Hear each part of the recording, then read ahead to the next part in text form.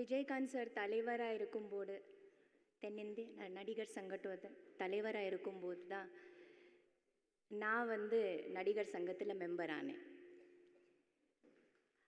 அவரே ஃபோன் பண்ணி, தேவயானி நடிகர் சங்கத்தில் மெம்பர் ஆகணும், மெம்பர் ஆயிடுங்க அப்படி சொல்லி ஒரு தலைவரே ஃபோன் பண்ணிட்டு நமக்கு ஒரு ஆர்டிஸ்ட்டை உள்ளே கொண்டு வராரு பாருங்க. எவ்வளோ பெரிய விஷயம் அது. எவ்வளோ நல்லா இருந்தது நடிகர் சங்கம் அவர் ஒரு தலைவராக இருக்கும்போது.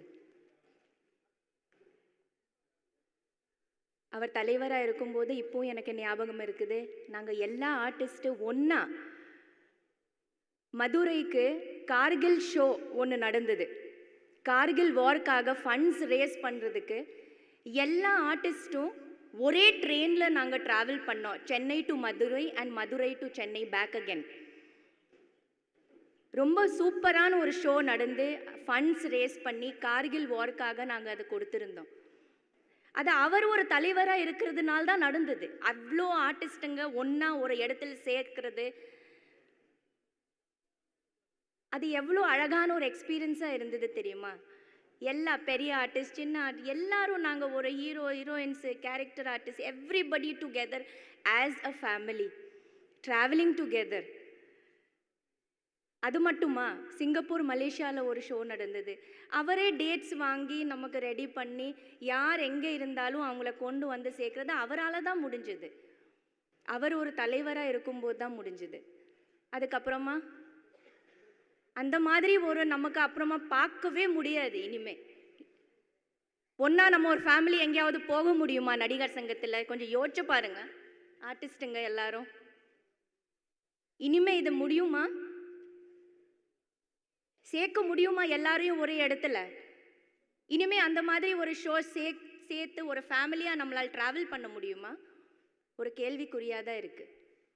அவர் இருக்கிறதுனால தான் முடிஞ்சது. ஏன்னா அவர் அவ்வளோ இயல்பான ஒரு பர்சன், ரொம்ப சிம்பிளான ஒரு பர்சனாக தான் நான் பார்த்துருக்கேன்.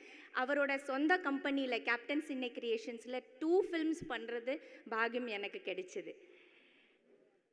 அவரோட சொந்த பட ப்ரொடக்ஷனில் ஃபஸ்ட்டு வல்லரசுன்னு ஒரு ஃபில்ம் அவர் ஹீரோயின் நான் நடித்தேன். ரொம்ப பெரிய ஹிட் ஆச்சு ஃபில்மு.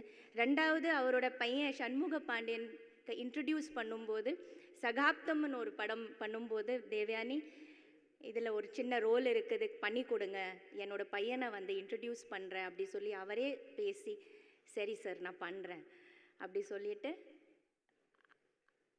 அவ்வளோ இயல்பான எவ்வளோ சிம்பிளான ஒரு குணம் அவருக்கு.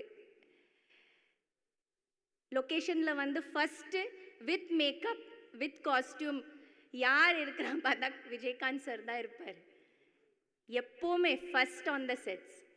நான் 2 டைமும் பார்த்துருக்கேன்.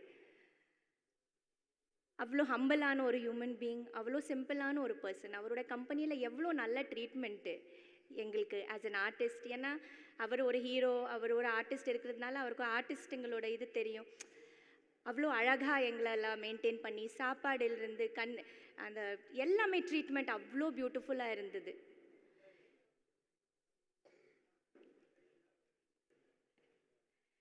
சாரோட ஆத்மா சாந்தி அடையும்.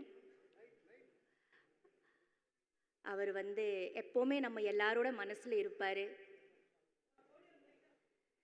கண்டிப்பாக இருந்துட்டு தான் இருப்பார். அந்த இடம் யாராலையும் எடுக்க முடியாது. அந்த அளவுக்கு ஒரு இடத்த அவர் ரெடி பண்ணிட்டு போயிட்டார்.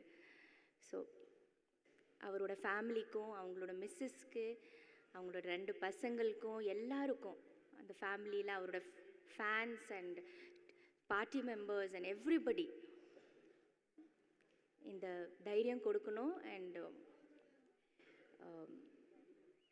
I wish their 2 sons all the best. நல்லா இருக்கணும். And thank you so much.